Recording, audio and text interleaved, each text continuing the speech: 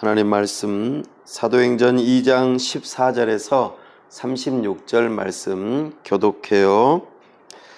베드로가 11사도와 함께 서서 소리를 높여 이르되 유대인들과 예루살렘에 사는 모든 사람들아, 이 일을 너희로 알게 할 것이니 내 말에 귀를 기울이라. 내가 내 당신이 너희 생각과 같이 이 사람들이 취한 것이 아니라 이는 곧 선지자 요엘을 통하여 말씀하신 것이니 일렀으되 하나님이 말씀하시기를 말세 내가 내 영을 모든 육체에 부어주리니 너희 자녀들은 예언할 것이요 너희의 젊은이들은 환상을 보고 너희의 늙은이들은 꿈을 꾸리라. 그때 내가 내 영을 내 남종과 여종들에게 부어주리니 그들이 예언할 것이요 또 내가 위로 하늘에서는 기사를 아래로 땅에서는 지를 베풀리니 곧 비와 불과 연기로다. 주의 크고 영화로운 날이 이르기 전에 해가 변하여 어두워지고 달이 변하여 피가 되리라. 누구든지 주의 이름을 부르는 자는 구원을 받으리라 하였느니라. 이스라엘 사람들아, 이 말을 들으라. 너희도 아는 바와 같이 하나님께서 나사렛 예수로 큰 권능과 기사와 표적을 너희 가운데서 베푸사 너희 앞에서 그를 증언하셨느니라.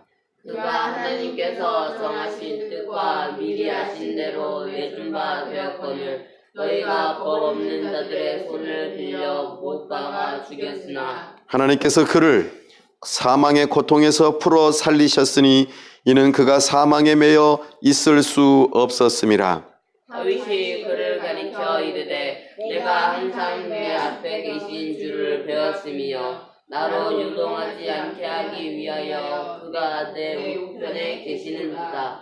그러므로 내 마음이 기뻐하였고 내 혀도 즐거워하였으며 육체도 희망에 거하리니 이는 내 영혼을 음부에 버리지 아니하시며 주의 거룩한 자로 썩음을 당하지 않게 하실 것이니로다. 주께서 생명의 길을 내게 보이셨으니 주 앞에서 내게 기쁨이 충만하게 하시리로다 하였으므로 형제들아, 내가 조상 다윗에 대하여 담대히 말할 수 있느니 다윗이 죽어 장사되어 그 묘가 오늘까지 우리 중에 있도다. 그는 선지자라. 하나님이 이미 맹세하사 그 자손 중에서 한 사람을 그 위에 앉게 하리라 하심을 알고 미리 본 후로 그리스도의 부활을 말하되 그가 음부에 버림이 되지 않고 그의 육신이 썩음을 당하지 아니하시리라 하더니 이 예수를 하나님이 살리신지라 우리가 다 이 일의 증인이로되 이로다. 하나님이 오른손으로 예수를 높이심에 그가 약속하신 성령을 아버지께 받아서 너희가 보고 듣는 이것을 부어주시느니라. 다윗은 하늘에 올라가지 못하였으나 친히 말하여 이르되 주께서 내 주에게 말씀하시기를 내가 내 원수로 내 발등상이 되게 하기까지 너는 내 우편에 앉아 있으라 하셨도다 하였으니 다 함께요. 그런즉 이스라엘 온 집은 확실히 알지니 너희가 십자가에 못 박은 이 예수를 하나님이 주와 그리스도가 되게 하셨느니라 하니라. 아멘. 다 함께 기도합니다. 하나님 아버지 은혜와 사랑을 감사합니다. 복되고 거룩한 주일 하나님 앞에 나와 겸손히 듣기를 원합니다. 이 시간 성령 하나님 우리의 지각을 열어주셔서 하나님을 알 수 있도록 세우신 설교자를 통하여 깨닫게 하여 주옵소서. 하나님 아버지, 우리가 하나님을 알므로 즐거워하고 사랑하고 참으로 우리 마음 깊은 곳에서부터 우러나와 우리 주님의 뜻 앞에 겸손하게 순종하고자 우리의 의지를 들여 결단하는 시간 되도록 오 하나님 아버지 우리에게 믿음을 선물로 주옵소서. 참으로 이 시간 우리와 함께 하여 주시고 영광 받아 주시기를 원합니다. 하나님 아버지 주님의 몸된 교회를 이곳에 세우게 하셔서 도시를 섬길 수 있도록 은혜 주심을 감사합니다. 문 영혼들을 주께로 돌아오게 하는데 참으로 복음을 선포하고 가르치고 이 지역사회의 필요들을 채우며 함께 살아가게 하심을 감사합니다. 이곳에 복음을 부지런히 심어 우리 주님의 때에 좋은 열매를 맺고 그 열매로 말미암아 하나님 아버지께 영광이 되기를 사모합니다. 우리와 함께 하여 주시고 하나님의 사람들을 보내주셔서 복음의 공동체를 이룰 수 있도록 우리에게 은혜를 베풀어 주옵소서. 주님의 복음 공동체를 세우는 일들을 통하여 복음이 과연 우리를 변화시킬 뿐만 아니라 우리의 가정을 새롭게 하고 우리가 속한 직장과 사업 터전이 새로워지며 이 도시가 변화되는 역사가 있도록 참으로 우리를 통하여 복음의 능력이 경험되는 일이 있게 하여 주시옵소서. 특별히 가정을 세우고자 부부 행복학교를 진행하고 있습니다. 함께 할 영혼들을 보내주시고 또한 여러 독서 모임들을 통하여 이곳 사람들과 함께 서로 교통할 때에 참으로 그곳에서 주의 복음이 흘러가게 하여 주시고 우리 주님의 영광이 드러나게 하여 주옵소서.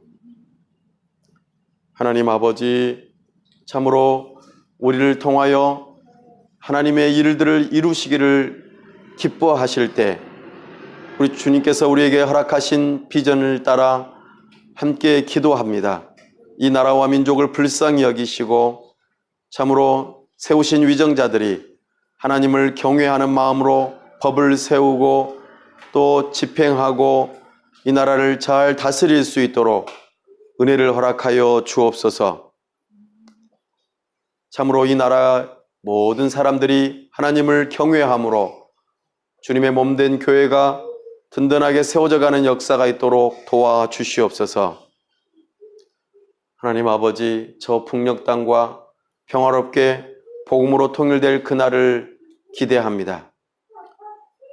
여러 가지 모양들로 일하는 사람들이 많이 있지만 하나님의 뜻하신 바대로 모든 일들이 이루어질 줄로 믿사오니 우리 주님께서 문 여시는 그날 대비하여 우리가 사람이 준비되어지고 물질이 준비되어져 그리스도의 사랑을 가지고 주님의 몸된 교회와 사랑스러운 어린이 센터를 세워 영적으로, 육체적으로, 사회 정서적으로 참으로 저들의 삶 가운데에 궁핍함을 해결하고 우리 주님께로 돌아오게 하며 하나님의 사람으로 거룩하게 세워지는 데에 우리가 쓰임받을 수 있도록 도와주시옵소서. 나아가 열방을 섬기기를 원합니다. 우리 주님의 성령의 능력을 힘입어 땅끝까지 이르러 주님의 증인된 삶을 살아가기를 원하오니 이 땅에 찾아온 여러 외국인 이주민들을 그리스도의 사랑으로 잘 섬기며 저들을 주의 복음으로 양육하고 저들과 함께 교회로 지어져 가며 저들이 각 나라로 돌아가 저들의 나라에서 주님의 몸된 교회를 세우며 복음을 증거하는 그 일에 우리가 쓰임받도록 도와주시옵소서. 우리 주님의 나라가 임하기를 사모하오니 우리와 함께 하시고 주의 복음을 증거하며 우리 주님의 정하신 때에 다시 오시는 그날 기뻐하며 영광을 돌리는 일이 있게 하여 주옵소서. 주님의 뜻이 온전히 이루어짐으로 주님의 영광이 드러나기를 원합니다. 이 시간도 우리와 함께 하시고 영광 나타내 주시기를 간절히 바라올 때 우리 주 예수 그리스도의 이름으로 기도하옵나이다. 아멘. 오늘은 사도행전 강의 세 번째 시간으로 오순절이라는 제목으로 주의 말씀을 선포합니다. 오늘 누가복음 2장은 아주 중요한 장입니다. 성경이 어느 곳 하나 중요하지 않은 곳이 없겠지만 아주 하나님 나라에 있어서 큰 전환점이 되기 때문에 중요하다 말씀드릴 수 있겠습니다. 그 사건의 중심이 되는 단어가 오순절이라 하는 것이죠. 오순절, 이 단어는 좀 익숙치 않고 이게 뭘까 생각이 들 수도 있겠습니다. 오순이라고 하는 이 표현은 50이라는 뜻입니다. 숫자적으로 50일에 해당됩니다. 그러면 무엇으로부터 기준을 삼아서 50일째 되는 날을 오순절이라고 할까요? 이것은 6월절이라고 하는 그 절기를 기준으로 삼습니다. 그렇다면 6월절은 또 무엇일까요? 간단히 말씀드리면 이스라엘 백성들이 애굽이라고 하는 오늘날 이집트의 나라의 포로로 또 노예로 생활을 하다가 거기에서 벗어나 해방되어지고 하나님께서 약속하신 새로운 땅, 또 가나안 땅을 향하여서 나아가는 그 날을 기념하게 되는 날이 바로 6월절입니다. 이때에 아주 중요한 일이 있었죠. 하나님께서 애굽의 10번째 재앙인 장자, 처음으로 난 것들을 다 죽이는 일들이 있었습니다. 그때에 이 하나님의 진노와 저주를 벗어날 수 있는 유일한 길이 하나 있었는데 바로 사람들이 살고 있는 집 문 앞에 어린 양을 잡아서 피를 문에다가 바르는 일이었습니다. 그래서 죽음의 사자가 지나가면서 피가 발라진 곳은 이미 여기는 죽음이 찾아왔다가 갔구나 라고 생각하고 그냥 넘어간다, 죽음이 넘어간다 라고 하는 의미로 유월이라는 말을 사용하였습니다. 이 일을 결정적인 계기로 이제 애굽의 바로 왕이 이스라엘 백성들을 내쫓다시피 하면서 밖으로 내보내다가 그렇게 해방이 되어지는 일이었습니다. 이것이 유월절이었고 이 유월절이 이 이스라엘 백성들의 어떻게 보면은 첫날과 같은 첫 해의 첫날과 같은 아주 중요한 새로운 역사가 시작되는 시점이었습니다. 그렇게 하고 나서 50일이 지났을 때에 이스라엘 백성들이 시내산 광야에 이르렀습니다. 시내산 광야에서 어떤 일이 있었냐 하면은 바로 모세가 시내산에 올라 하나님의 법을 수여받은 날이 50일째 되는 날이었습니다. 그래서 오순절은 하나님께서 이스라엘 백성들에게 법을 주시는 날이기도 한 것이죠. 또한 이스라엘 백성들이 이제 광야를 생활을 마치고 하나님께서 약속하신 땅에 들어가서 지켰던 이 오순절은 바로 오늘날 맥추라고 하는 표현을 사용하는 날이기도 합니다. 다시 말씀드려서 보리를 처음 수확하기 시작한 날, 그렇게 표현되어질 수 있겠습니다. 그래서 보통은 맥추 감사절 이렇게 표현하면서 오순절 이런 표현들이 함께 있어집니다. 그래서 6월절이 지난 50일째 되는 날은 추수가 처음 시작되어지는 날인과 동시에 아주 의미가 있는 날이겠습니다. 이 날에 이제 하나님 나라 관점으로 봤을 때에 이 날이 오순절이 왔는데 오늘 사도행전 2장에서의 오순절은 어떤 의미가 있겠느냐 하는 것이죠. 바로 오순절이 있기 50일 전에 6월절에 해당되는 그 시점에 구약에서는 어린 양을 잡아서 피를 바르고 그것으로 사망에서 노임을 받았다면 이 6월 여기 예수님께서 잡혀 돌아가신 그 날이 바로 6월절에 해당되는 절기입니다. 그래서 예수님께서 온 인류 모든 사람들의 죄를 다 짊어지고 십자가에 못 박혀 죽으셔서 물과 피를 다 쏟으신 바로 그 날이 여기 이 6월절에 해당되는 그 절기였습니다. 그래서 예수님께서 그때 잡혀 죽으시는 그 일로 죄의 문제를 해결하시고 모든 사람들을 생명으로 나아갈 수 있는 길을 활짝 여신 날이기 때문에 아주 중요한 날이었습니다. 그로부터 이제 50일이 지난 것입니다. 그 중간에 40일 동안 예수님께서 제자들과 함께 계셨고 하나님 나라에 대해서 쭉 말씀해 주시고 이제 하나님 나라, 하나님의 보좌 우편으로 하늘로 올라가시는 사건이 지난번에 있었습니다. 그리고 예수님께서 마지막으로 당부하셨죠. 너희들은 예루살렘을 떠나지 말고 내가 약속한 성령을 기다려라.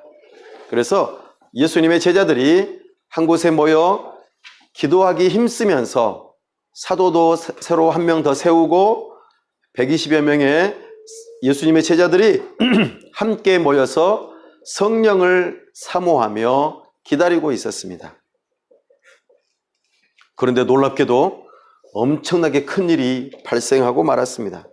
바로 오순절 날이 이르게 되자 다 같이 모여 함께 기도하는데 호련히 하늘로부터 급하고 강한 바람과 같은 성령 하나님께서 임재하시는데 불의 혀와 같은 것들이 각각의 사람들 머리 위에 임하는 거예요. 성령께서 임재하시는 모습을 보여주고 있습니다. 예수님의 약속이 성취되는 사건이 발생하였습니다. 참으로 놀라운 일이었습니다. 일반적인 모습들이 아니었습니다. 참으로 기적적인 일이 발생한 것입니다. 그들이 그래서 성령으로 충만함을 받아서 자신들이 정확하게 무슨 말을 하는지 알면서 말을 하는데 자기가 사용하는 아람어나 어떤 히브리어나 이런 말들을 사용하기보다 헬라어를 사용하는 것보다 이상하게도 다른 언어들로 말하기 시작하였다고 표현합니다. 얼마나 큰 소동이 일어났는지 그 지나가는 사람들, 그 주변에 모여있던 사람들이 이 소리를 듣기 시작했어요. 그리고 엄청나게 뭔가 일이 일어났다는 것을 감지했죠. 그때에 마침 이 절기가 오순절이라 많은 외국에서 살던 디아스포라 유대인들이 또 유대교로 입교한 개종한 사람들이 함께 와서 여기서 모여 있었습니다. 그런데 그 사람들이 가만 들어보니까 갈릴리 사람들이 뭔가 열심히 말을 하고 있는데 내가 알아들을 수 있는 말로 말을 하는 것입니다. 하나님 나라의 엄청난 비밀들을 선포하고 있는데 자기 자신의 고향의 언어로 말하고 있다고 그렇게 기록하고 있습니다. 이것을 방언이라고 표현했습니다. 사람들이 알아들을 수 없는 그냥 혀가 꼬부라진 말이 아니라 외국어로서 각 나라의 여러 흩어진 나라의 사람들이 알아들을 수 있는 말로 하나님의 크고 비밀한 일들을 선포하고 있다 하는 것입니다. 하나님의 큰 일을 말함을 듣는도다. 그러면서 깜짝 놀랍니다. 이 놀라는 것은 놀라면서 당황하고 이 일이 어찌 된 일이냐? 라는 표현을 하면서 서로에게 물어보고 굉장히 놀라운 일들을 경험하는 것이죠.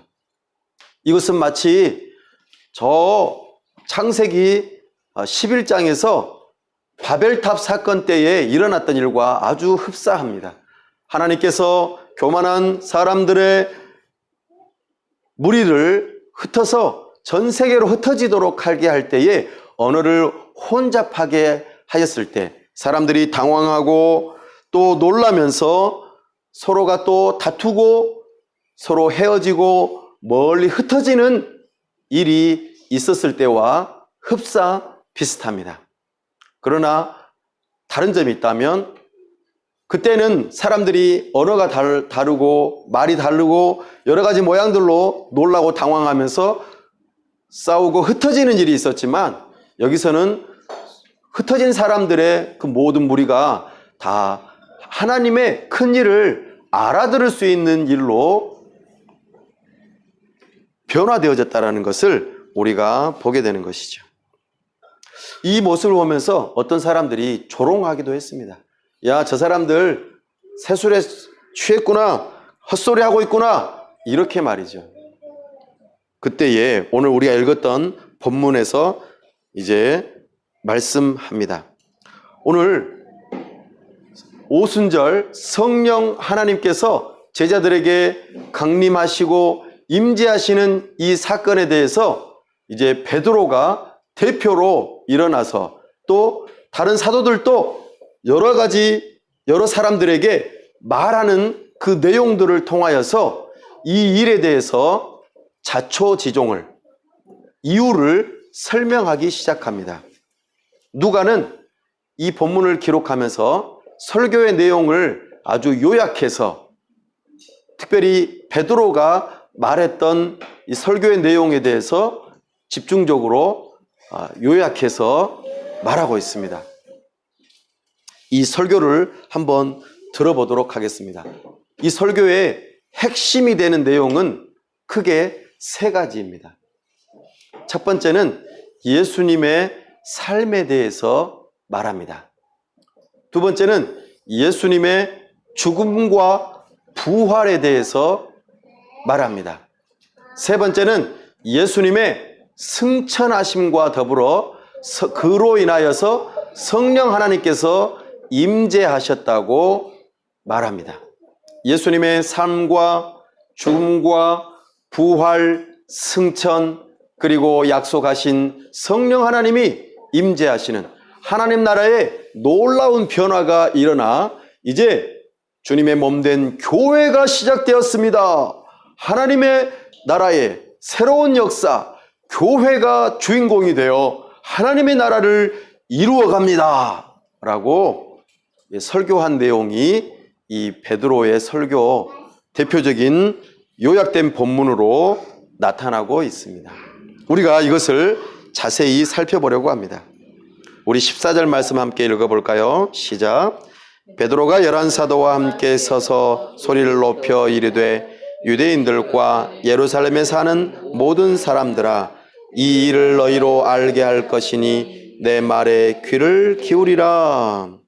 베드로와 11사도가 함께 서서 소리를 높여 이르죠.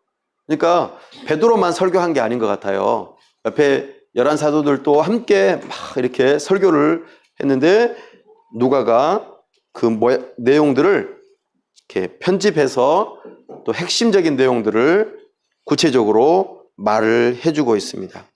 특별히 이 일을 알게 할 것이니 내 말에 귀를 기울여라. 사랑하는 여러분, 제 말에도 귀를 기울이십시오. 그러면 이 오늘 본문에 대한 의미를 충분히 파악할 수 있을 줄로 믿습니다. 우리는 하나님의 말씀에 귀를 기울일 필요가 있습니다. 자, 15절 시작. 때가 제3신이 너희 생각과 같이 이 사람들이 취한 것이 아니라. 이 유대인들은 자기들이 일어날 때부터 시작해서 잠들기 전까지, 해가 뜰 때부터 해가 질 때까지의 시간을 계산을 합니다. 그래서 아침에 해가 딱 뜰 때를 몇 시라고 할까요? 6시라고 그래요. 그래서 6시부터 해서 3시간이 흐르면 몇 시일까요? 9시. 그러니까 처음으로 딱 해가 뜰 때, 눈 뜰 때가 제1시예요. 그리고 1시간이 흐르면 제2시, 한 시간이 흐르면 이제 1시, 그다음에 제2시, 제3시 이렇게 해서 7시, 8시, 아침 9시가 제3시에 해당되겠습니다. 아침 9시에 누가 술 취하겠느냐 그 말이죠. 그죠? 특별히 아침 9시부터 이 사람들은 오순절에 무슨 일을 했을까요? 성전에 모여서 하나님의 말씀을 사모하고 기도하는 일을 하고 있습니다. 그렇기 때문에 대부분의 경우는 금식도 하고 하나님 말씀에 집중하면서 기도하기에 힘쓰려고 하기 때문에 술도 안 마시죠. 그러니까 술 취한 일이 결코 아니다라고 이야기하면서 이 일이 도대체 어떻게 된 일이냐, 성령 하나님이 임재하셨다는 것을 이제 증명해 보이는 말을 합니다. 이때에 사도 베드로가 구약을 인용합니다. 첫 번째는 요엘서를 인용합니다. 두 번째는 다윗의 시편을 인용합니다. 세 번째도 다윗의 시편을 인용합니다. 이렇게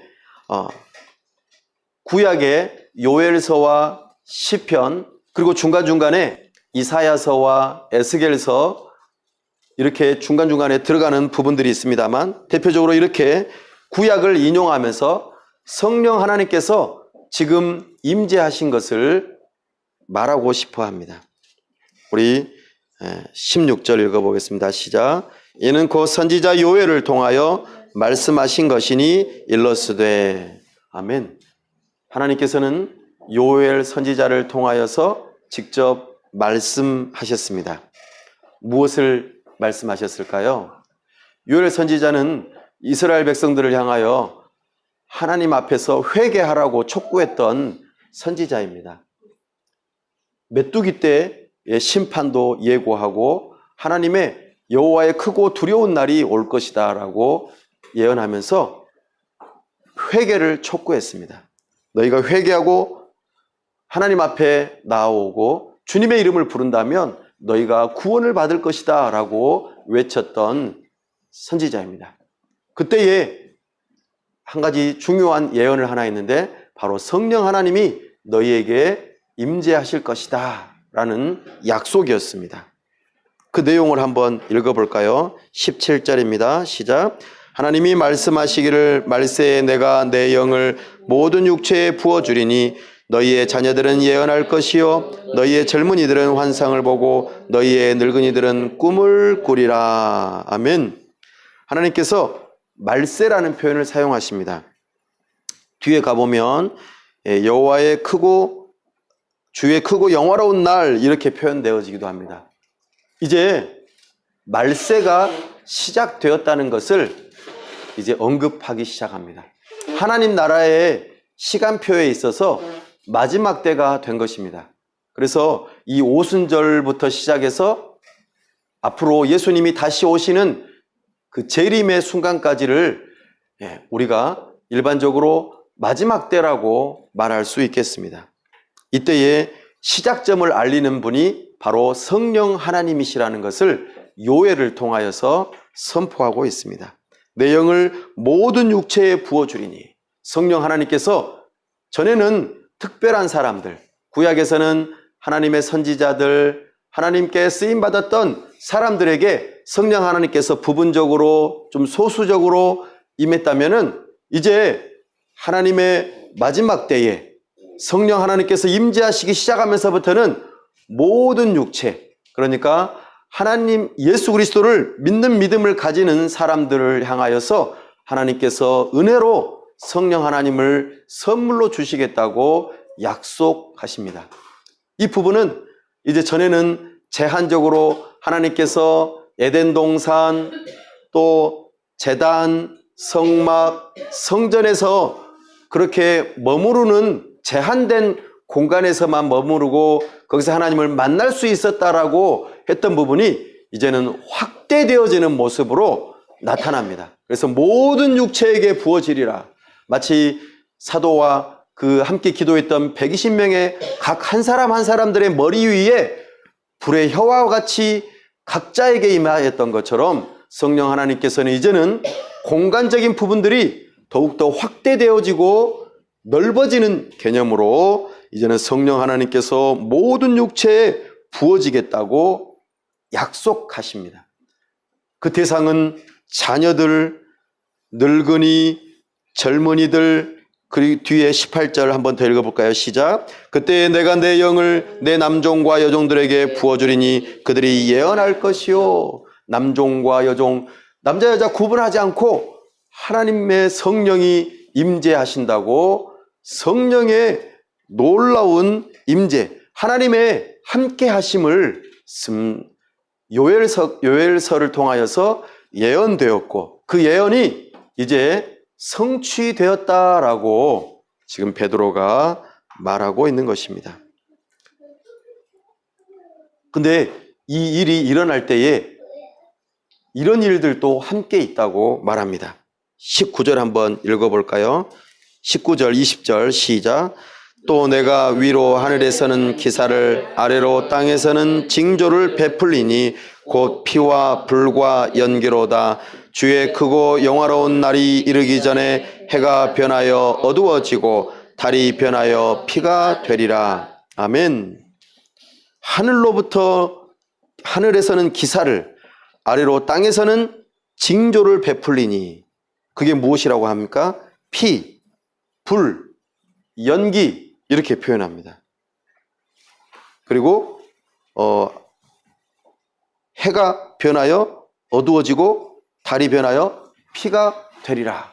굉장히 이거는 묵시적인 표현이에요. 그래서 예언적인 표현이고, 그래서 시적으로 다가오는 그런 표현들이긴 합니다. 그러나 이 일들이 실제로 이루어졌다고 지금 말하고 있습니다. 베드로는 이것을 어떤 식으로 이루어졌는지를 구체적으로 이야기를 해주는데요. 그게 바로 무엇이냐면 22절에 그 부분을 언급하고 있습니다. 22절부터 쭉 언급하는데요. 한번 먼저 22절 읽어보겠습니다. 시작. 이스라엘 사람들아, 이 말을 들으라. 너희도 아는 바와 같이 하나님께서 나사렛 예수로 큰 권능과 기사와 표적을 너희 가운데서 베푸사 너희 앞에서 그를 증언하셨느니라. 아멘. 여러분 들어보십시오. 여러분들 예수님 다 아시죠? 그 예수님이 이 땅에 오셔서 무슨 일들을 하셨습니까? 큰 권능을 행하시고 기사와 표적을 여러분들 가운데서 눈에 보게 다 드러내 보이셨죠? 바로 이것이 조금 전에 요엘 선지자가 예언했던 바로 그 하늘에서는 기사를, 땅에서는 징조를 베풀리니 하면서 표현했던 그 일들입니다. 예수님께서 권능과 기사와 표적을 행하셨습니다. 이 표현을 통해서 요엘 선지자가 예언했던 내용을 예수님께서 실현하고 계시는 이 말씀이 이루어지고 있음을 한 가지를 언급하고 있습니다. 그래서 예수님의 삶을 통하여 하나님의 뜻이, 구약의 예언이 지금 실현되었습니다 라고 한 가지를 말합니다. 또 한 가지는요, 23절 읽어보겠습니다. 시작. 그가 하나님께서 정하신 뜻과 미리 아신 대로 내준 바 되었거늘 너희가 법 없는 자들의 손을 빌려 못 박아 죽였으나. 아멘. 요엘 선지자가 예언했던 내용 중에 피가 있어요. 그리고 해가 변하여 어두워지고 달이 변하여 피가 되는 이 모습이 어디에서 지금 드러난다고 합니까? 예수님의 못 박혀 죽으시는 모습에서. 예수님 십자가에 못 박히실 때 어떤 일이 발생했어요? 몸에서 물과 피가 쏟아졌죠? 또 하늘이 어떻게 됐습니까? 어두워지고 해가 빛을 잃어버렸어요. 무슨 말인지 이해되시죠? 이 요엘 선지자의 예언이 성취되는 모습을 보여주고 있습니다. 성전의 지성소와 성소 사이에 막혀 있는 휘장이 찢어지는 일이 발생했습니다. 요엘 선지자의 예언대로 예수님의 죽음 앞에서 이와 같은 예언들이 다 성취되는 모습인 것을 지금 보고 있습니다. 그래서 베드로가 말하는 겁니다. 요엘 선지자의 예언이 예수님의 죽으심으로 이루어지고 있음을 여러분들 보십시오 라고 말이죠. 여러분들은 하나님의 율법을 가지지 않은 자들의 손을 빌어서 예수님을 죽였지만 사실은 놀랍게도 하나님의 계획 가운데 하나님 나라를 이루는 그 일에 여러분들을 구원하시는 그 일에 예수님을 십자가에 못 박혀 죽으시도록 하나님의 계획이 숨겨져 있었습니다라고 지금 말하고 있습니다. 사랑하는 여러분, 이것이 지금 요엘 선지자가 말했던 징조, 피와 불과 연기로다. 그리고 해가 변하여 어두워지고 달이 변하여 피가 되리라 하는 이런 부분들이 예언이 성취되고 있는 모습들, 그리고 한 가지 더, 불과 연기로다. 불은 이미 지금 경험한 성령 하나님께서 한 사람 한 사람 머리 위에 불의 혀와 같이 임하는 모습들, 그리고 연기로 하나님의 영화로운 영광스러운 임재 가운데에 구름이 있는 것과 같은 그런 모습들이 다 이루어지고 있음을 우리에게 알려주고 있습니다. 그러나 24절에 한 번 더 읽어볼까요? 시작. 하나님께서 그를 사망의 고통에서 풀어 살리셨으니 이는 그가 사망에 매어 있을 수 없었음이라. 아멘. 이제 성령 하나님이 오셔야 할 그 이유 가운데에서 중요한 부분을 이제 언급하려고 하는데, 그 일에 있어서 중요한 부분이 무엇이냐면 예수님께서 피를 흘리시고 십자가에 못 박혀 돌아가셨지만 사망의 고통에서 계셨지만 누가 풀어 살리셨다고요? 하나님 아버지께서 예수님을 풀어 살리셨다. 왜냐하면 예수님께서 사망에 매어 있을 수 없었기 때문입니다. 바로 우리의 죄의 문제를 씻을 뿐만 아니라 우리가 다시 살아날 수 있는 부활의 소망을 주시기 위하여, 예수님의 의로움을 증명하시기 위하여 하나님 아버지께서 예수님을 부활하게 하시는 이 일이 있었다고 말씀하십니다. 그래서 요엘 선지자의 이 예언의 내용을 성령 하나님께서 임재하시는 이 일이 예수님의 삶과 죽음과 부활, 이것과 연결되어진다고 지금 부연 설명하려고 합니다. 그래서 이번에는 두 번째로 다윗의 시를 인용하고 있습니다. 25절 읽어보겠습니다. 시작. 다윗이 그를 가리켜 이르되 내가 항상 내 앞에 계신 주를 배웠으며 나로 요동하지 않게 하기 위하여 그가 내 우편에 계시도다. 아멘. 다윗은 시편 16편 8절에서 11절 말씀을 인용하면서 다윗이 예수님의 부활에 대한 것을 미리 내다보고 예언하는 모습, 그리고 예수님의 부활을 바라보면서 자기 자신이 생명에 대한 소망을 갖는 모습을 지금 인용하고 있습니다.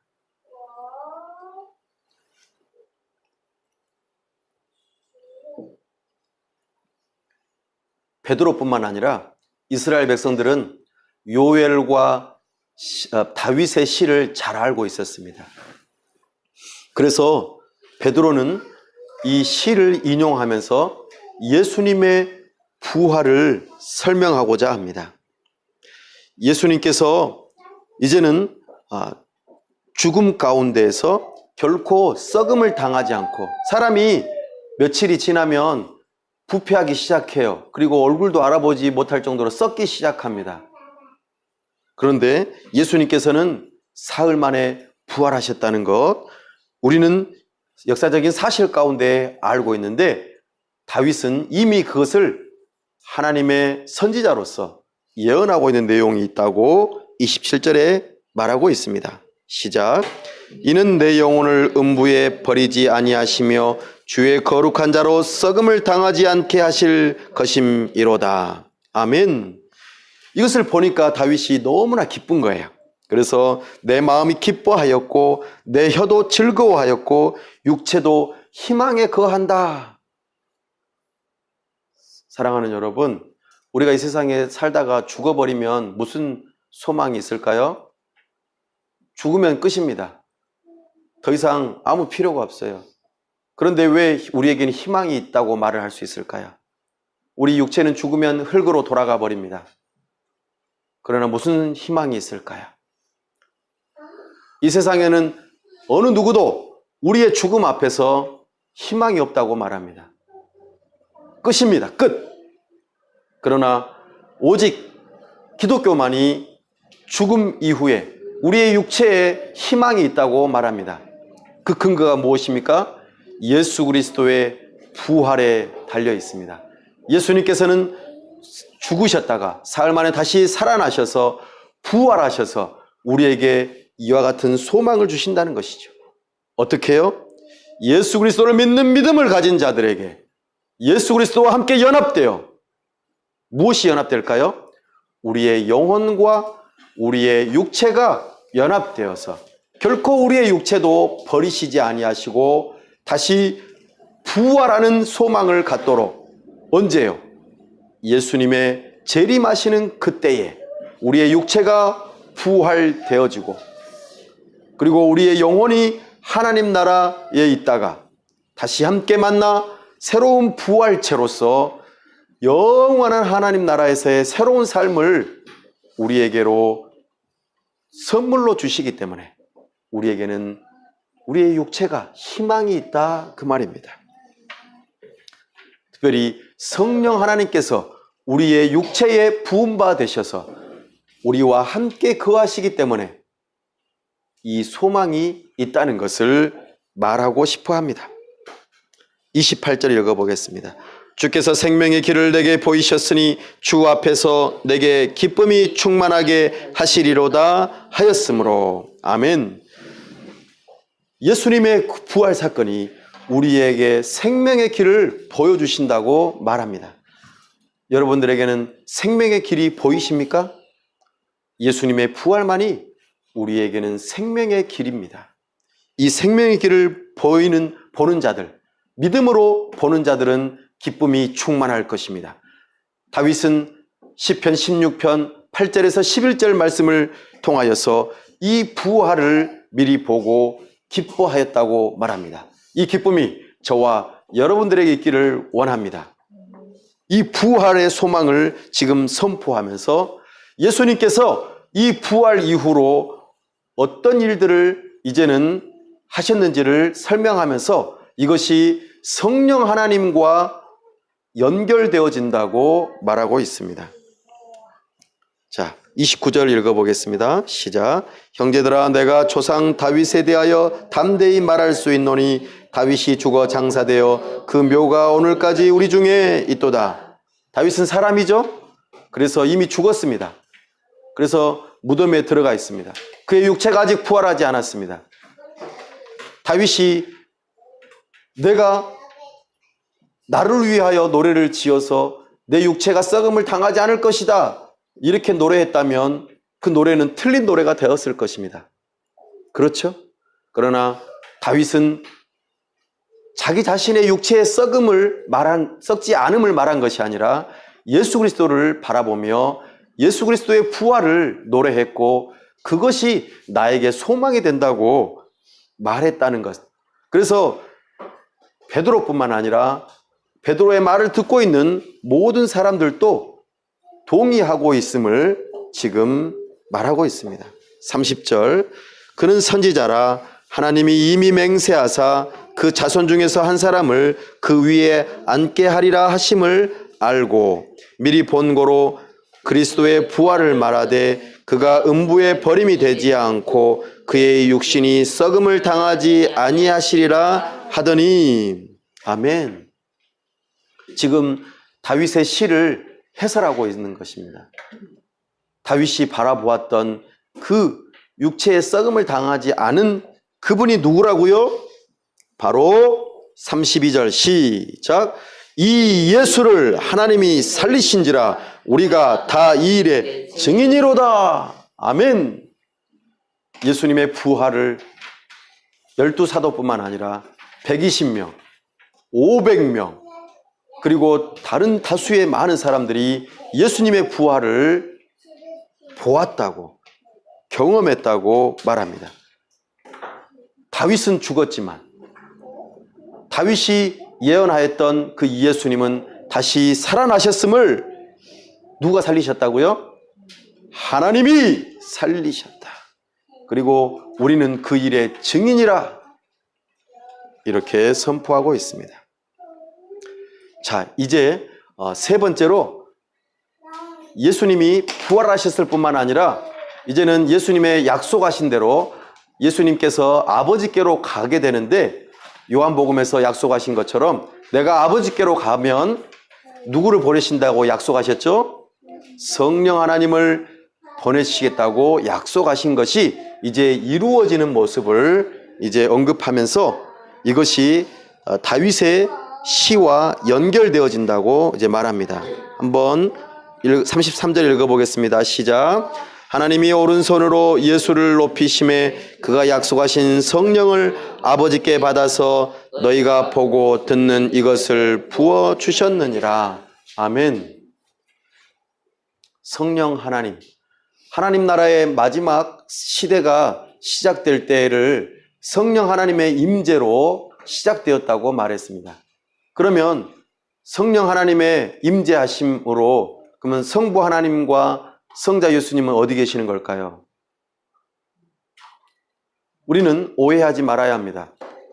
구약의 과거에는 성부 하나님이 계셨고 신약 시대에는 성자 예수님이 계셨고 그 이후로는 성령 하나님이 계신다. 그래서 모양만 바뀌었을 뿐이고 똑같은 하나님이다. 이렇게 오해하시면 안 됩니다. 성령 하나님은 아버지 하나님께서 보내셨다고 조금 전에 우리가 들었습니다. 뿐만 아니라 성자 예수님께서 하늘로 오르실 때에 아버지 하나님께서 오른손으로 붙들어 하나님 보좌 우편에 앉히시면서 하나님 아버지의 그 놀라운 권세를 예수님에게 위임하시고 예수님께서 친히 이 온 세상을 다스리시는데 그 다스리시는 방식, 하나님 나라를 통치하시는 방식으로 누구를 보내신다고요? 바로 성령 하나님을 보내셔서 이 일들을 행하신다. 다시 말씀드리면 성부 하나님, 성자 예수님, 성령 하나님, 삼위일체 하나님께서 지금도 마지막 때에 다스리고 계신다는 것을 우리에게 말씀하고 있는 것입니다. 예수님의 약속이 성취되었습니다. 구약의 하나님 아버지의 말씀이 성취되었습니다. 성령 하나님께서 지금 제자들에게 임한 모습, 여러분들이 지금 보고 있는 이 현상은 이렇게 이해하셔야 합니다 라고 지금 베드로가 설교하고 있는 것입니다. 성령 하나님께서 임재하신 것은 바로 다윗이 이렇게 예언한 내용이 이루어진 것입니다. 34절, 35절 읽어보겠습니다. 시작. 다윗은 하늘에 올라가지 못하였으나 친히 말하여 이르되 주께서 내 주에게 말씀하시기를 내가 내 원수로 내 발등상이 되게 하기까지 너는 내 우편에 앉아 있으라 하셨도다 하였으니. 아멘. 다윗이 시편 110편을 통하여서 예수님의 부활 이후에 승천하셔서 무엇을 하실 것인지에 대한 예언의 내용을 이제 베드로가 인용하고 있습니다. 다윗이 뭐라고 말하죠? 주께서 내 주에게 말씀하시기를. 그럼 여기서 첫 번째 주는 누구고 두 번째 주는 누구일까요? 동일한 분일까요? 주께서 내 주에게 말씀하시기를. 하나님 아버지께서 예수님에게 말씀하시기를 뭐라고요? 내가 내 원수로. 예수님의 원수는 누구입니까? 사탄. 내 발등상이 되게 하기까지. 옛날에는 두 나라가 전쟁을 해서 한 나라가 지게 되면 그 나라의 왕을 잡아다가 승리한 왕의 발 밑에다가 놓고 머리로 밟게 했어요. 밟는 일이 있었어요. 그래서 내가 너를 이겨서 지금 승리했다. 전쟁에서 승리했다. 그래서 발등상 되게 하는 그 일들이 있었습니다. 뭐 그 왕이 없었다면 뭐 표범이나 사자나 호랑이나 그들의 맹수들을 잡아가지고 가죽을 쫙 펴놓고 머리를 발등상으로 삼는 일들도 보통 왕들이 많이 했었습니다.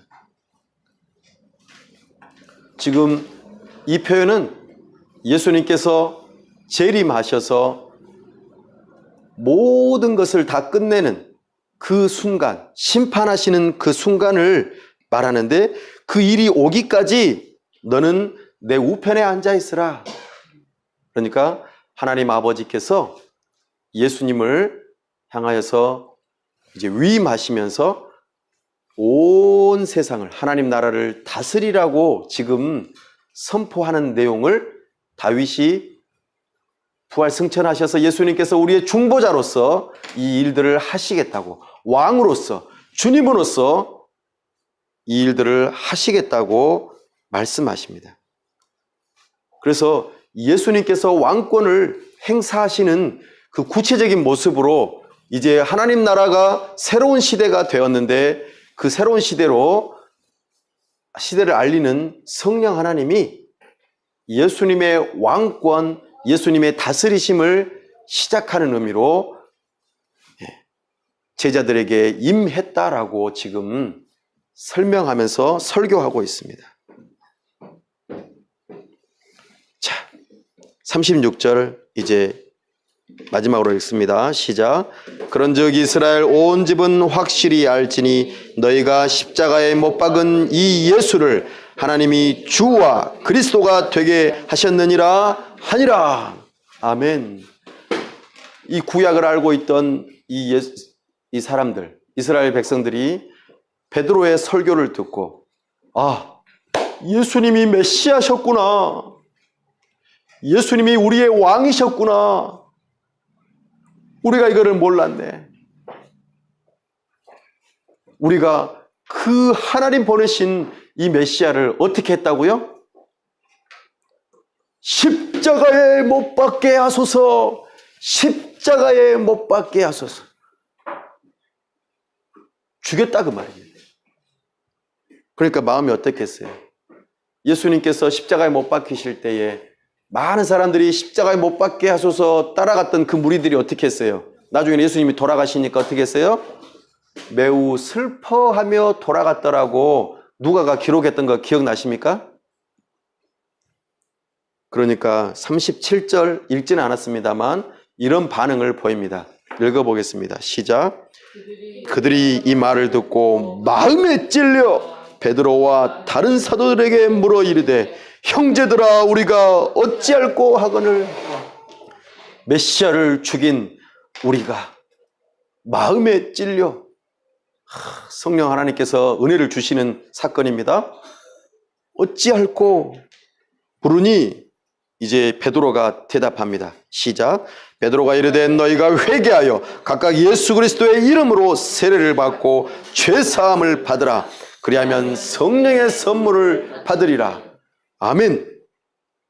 사랑하는 여러분, 이 사람들만 예수님을 죽인 죄인일까요?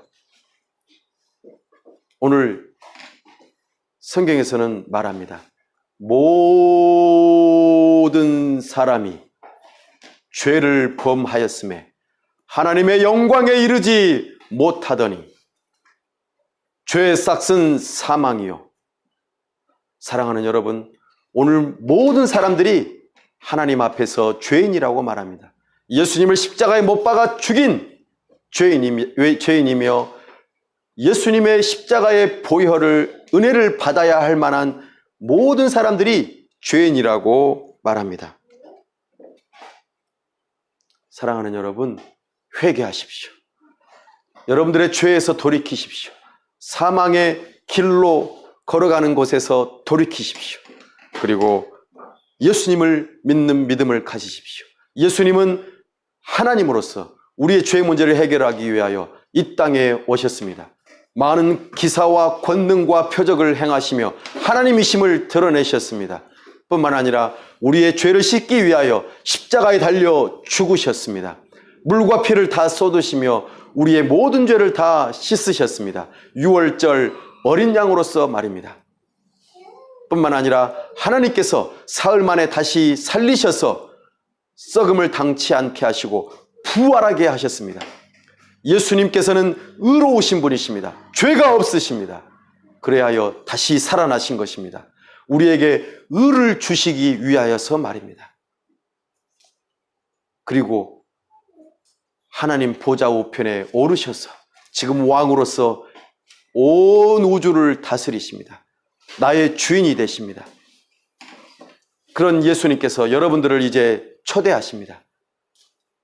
예수님을 믿는 믿음을 가질 때에 여러분의 모든 죄가 용서를 받고 여러분이 하나님 앞에서 의롭게 여김을 받게 될 것입니다.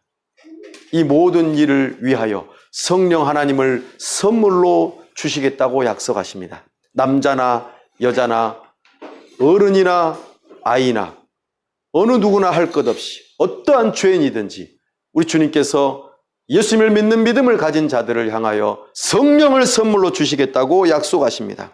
이 약속은 너희 자녀와 모든 먼 데 있는 사람 곧 주 우리 하나님이 얼마든지 부르시는 자들에게 하신 것이라. 거리가 아무리 멀어도 이스라엘로부터 오늘 우리 대한민국은 얼마나 거리가 멀어요. 시대적으로 얼마나 많은 시간이 흘렀어요. 2000년이라는 시간이 흘렀어요. 아무리 죄가 많아도 우리 주님께서 부르시는 사람들이라면 그 은혜를 믿고자 하는 모든 사람들은 하나님께서 선물로 성령을 주시겠다고 약속하십니다. 이것을 믿으시겠습니까? 이 복음을 믿는 자들에게 성령을 선물로 주시고 구원을 주시겠다고 약속하십니다. 악한 이 패역한 세대에서 구원을 받으라. 이 구원이 저와 여러분에게 있기를 원합니다. 성령을 선물로 받으시고 세례를 받으셔서 하나님 나라의 백성들이 다 되시기를 간절히 바랍니다. 기도하겠습니다. 하나님 아버지, 은혜와 사랑을 감사합니다. 이 시간 간절히 간구합니다. 이 패역한 세대 가운데서 우리는 죄인임을 고백합니다. 하나님을 대적하고 하나님의 영광과는 거리가 먼 하나님을 알지도 못한 죄인들이었습니다. 하나님의 복음으로부터 너무 멀어져 있었고 시대적으로도 그렇고 지역적으로도 그렇고 아무런 은혜 받을 만한 자격이 없는 죄인이었습니다. 하지만 이제 우리에게 이 복음을 들려주시고 예수 그리스도를 믿는 믿음을 가지라 초대하시는 이 초대 앞에 우리가 예스! 믿습니다. 예수님만이 나의 유일한 구원자입니다. 예수님만이 나의 의로움의 유일한 길입니다. 성령을 사모합니다. 성령을 우리에게 주옵소서. 이 시간 간구하오니 각 사람들에게 찾아가셔서 성령을 물 붓듯이 불과 같이 임하여 주시고 우리를 구원하여 주옵소서. 은혜를 허락하여 주옵소서. 의를 선물로 주옵소서. 우리에게 구원을 허락하여 주옵소서. 우리 주 예수 그리스도의 이름으로 기도하옵나이다. 아멘.